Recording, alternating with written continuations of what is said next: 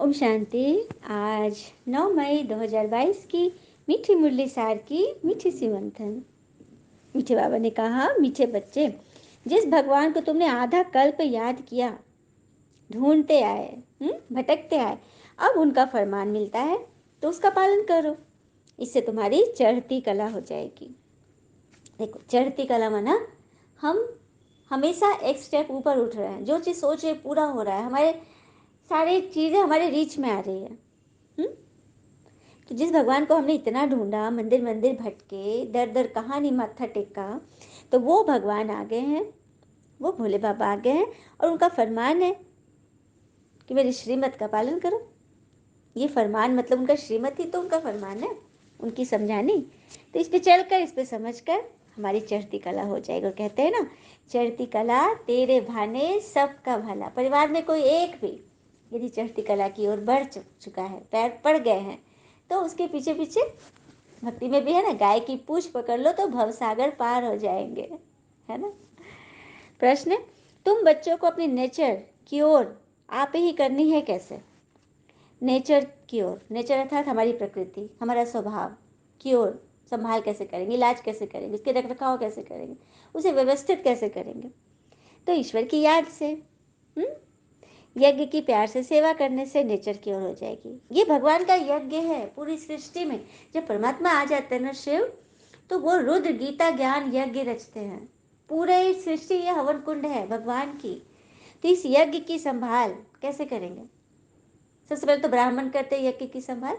इसीलिए भगवान ने हम बच्चों को ब्राह्मण बनाया। ज्ञान सुना सुना के भगवान हमें मन वचन कर्म से, भोजन आदि से शुद्ध बना रहे, शुद्ध हो रहे, हम ब्राह्मण बन गए। तो हम ब्राह्मण इस यज्ञ की संभाल करेंगे। सबसे पहले अपने ऊपर चेकेंगे, मेरे मन में कोई दुविधा तो नहीं है, मेरे मन में कोई शक तो नहीं है, मेरे मन में कोई विकार तो नहीं है। हाँ, हमारे अंदर प्राकृतिक गुण है। अब प्राकृतिक गुण अपने अंदर, देखिए हमारा शरीर किससे बना है? प्रकृति के 5 तत्वों से बना है। हमारा मुख बना है आकाश तत्व से। मुख से जो भी बोलते हैं वो कहाँ जाता है? आकाश में।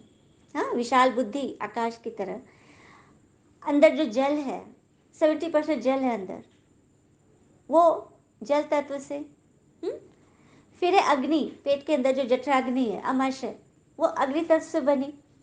फिर ये मिट्टी, शरीर, चमड़ी धरती से बना, मिट्टी तत्व से, पृथ्वी तत्व से। और फिर है वायु, वायु से हमारी सांसें बनी है। तो ये 5 तत्व से हमारा शरीर बना है। ठीक है, तो ये 5 तत्व से हमारा शरीर है। तो अंदर में ये हमारी प्रकृति के तत्व जब पवित्र हो जाएंगे ना, तो बाहर की प्रकृति में भी संदेश जाएगा, वाइब्रेशन जाएंगे। अब जैसे जल की क्या विशेषता है? जल की विशेषता है शीतलता, शीतल और एडजस्टेबिलिटी। एक चम्मच में भी जल रूप ले लेगा, एक ड्रम में भी ले लेगा। हाँ, तो जल की तरह हमें शीतल रहना है हर बात में। चलिए बातें आ रही हैं, आग उबलने वाली बातें आ रही है, लेकिन आप शीतल रहो। उस वक्त भले आप फंसो, लेकिन सेकेंड ही जब आप शीतल हो जाओ, चूल्हे पर से उतर जाओ। जैसे जल को हम खौलाते हैं, चूल्हे पर जलावट आग जल रहा है तो पूरा खोलता है, लेकिन जैसे चूल्हे से उतार देते हैं, बंद हो जाता है, छोड़ देते हैं, अपने आप शीतल हो जाता है। इसी तरह से हम शीतलता का गुण धारण करें तो बाहरी जल को भी, जल तत्व को भी सकाश मिलेगा।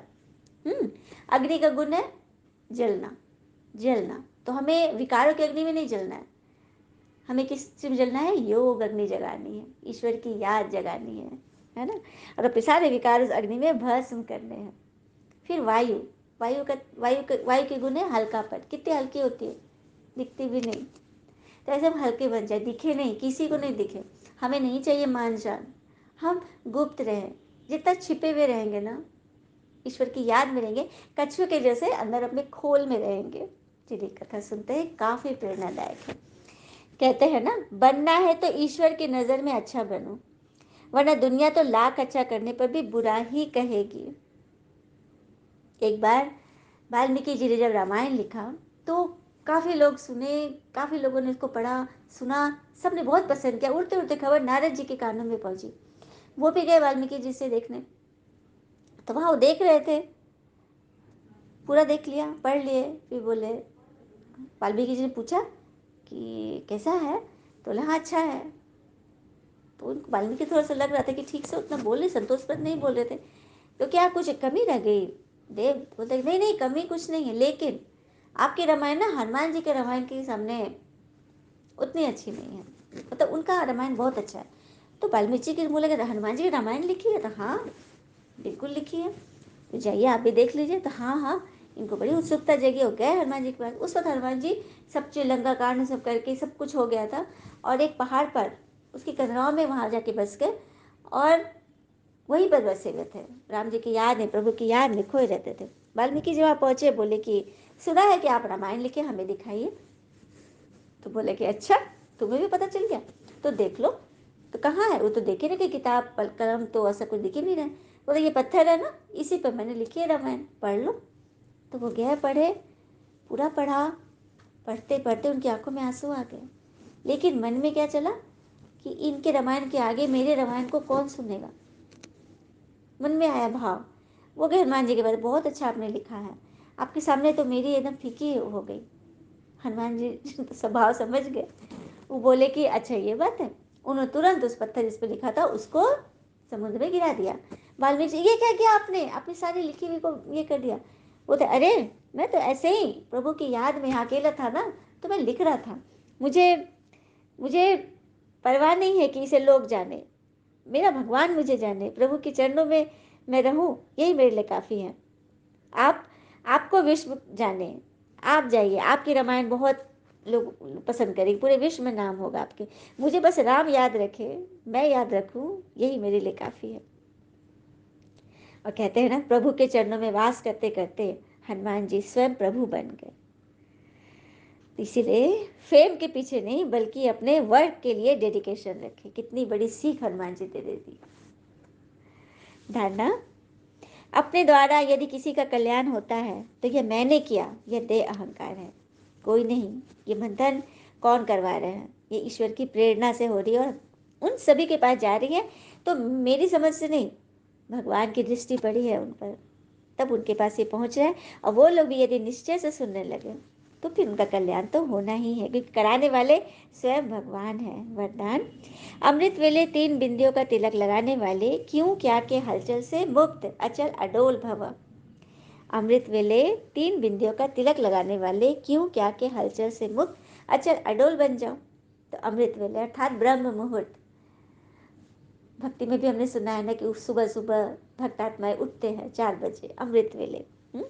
भगवान ने कहा अमृत वेले, उस वक्त भगवान अमृत बांटते हैं, वरदान बांटते हैं।